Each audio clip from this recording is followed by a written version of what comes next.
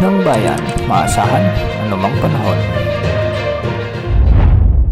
Magandang oras po sa ating lahat, narito ng update sa lagay ng panahon at sa binabantayan nating si Bagyong Leon. Huling namataan si Bagyong Leon sa layong 1,010 km silangan ng Central Luzon. Taglay na ang lakas ng hangin na 75 km per hour malapit sa gitna at pagbugsong umaabot sa 90 km per hour.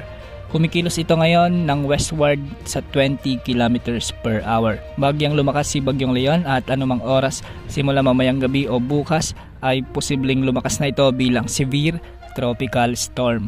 Kung mapapansin natin sa ating satellite animation ay medyo malawak na at maganda na ang hulma ni Bagyong Leon. Kaya ngayon nakakaranas na ng maulap na kalangitan na may mga kalat na pagulan at pagkidlat pagkulog ang probinsya ng Catanduanes. Dulot na ito ng trough o extension ni Bagyong Leon. Sa mga nakatira dito, posible ang mga biglang pagbaha o pagguho ng lupa, lalo na kung may mga katamtaman at minsan ay malalakas na pag-ulan.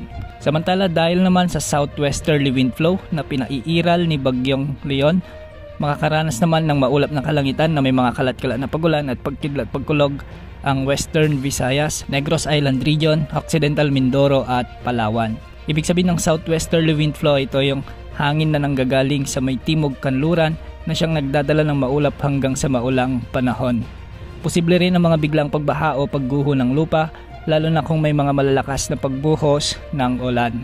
Samantala sa Metro Manila at nalalabing bahagi ng bansa ay magiging bahagyang maulap hanggang sa maulap naman ang mga kalangitan na may mga kalat-kalat na pagulan at pagkidlat pagkulog. Dulot naman ito ng mga umiiral na localized thunderstorms. Hindi rin inaalis ang posibilidad ng mga biglang pagbaha o pagguho ng lupa, lalo na kung may mga umiiral na severe thunderstorms. Samantala dahil naman sa papalapit na si Bagyong Leon sa bahagi ng extreme northern Luzon, makakaranas na ngayon ng malalakas na pagbugso ng hangin o moderate to strong winds ang northern Luzon, central Luzon at eastern sections ng southern Luzon kasama na ang buong Visayas. Base sa latest forecast track na inilabas ng Pag-asa, ngayong araw ay kikilos ng pakanluran si Bagyong Leon at pagsapit bukas ay kikilos na ito ng northwest o hilagang kanluran hanggang sa mga susunod na araw. Mananatiling malayo sa kalupaan ng ating bansa si Bagyong Leon at hindi rin inaasahan na maglalandfall sa anumang bahagi ng ating bansa.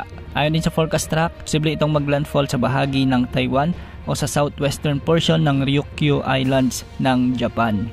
Posible pa ang mga pagbabago sa track nito, posibleng bumaba o posibleng umangat pa ang tatahakin nito dahil nakadepende ito sa galaw ng hangin sa itaas o yung tinatawag nating frontal system sa bahagi ng Japan at Taiwan. Posible pang lumakas si Bagyong Leon sa susunod na 24 na oras at posibleng maabot na nito ang severe tropical storm bukas at magiging typhoon category naman pagsapit ng Martes. Inaasahang lalakas pa ito dahil magkakaroon ito ng rapid intensification at hindi rin niro-rule out na mas lalakas pa ito kaysa sa typhoon category. Ngayong gabi posibleng itaas na ang tropical cyclone wind signal number 1 sa bahagi ng Bicol region at sa ilang bahagi ng Cagayan Valley. Ang posibleng pinakamataas na wind signal na posibleng itaas ng Pag-asa kay Bagyong Leon ay wind signal number 1 o di kaya naman kung mas lalapit pa ito ay wind signal number 2.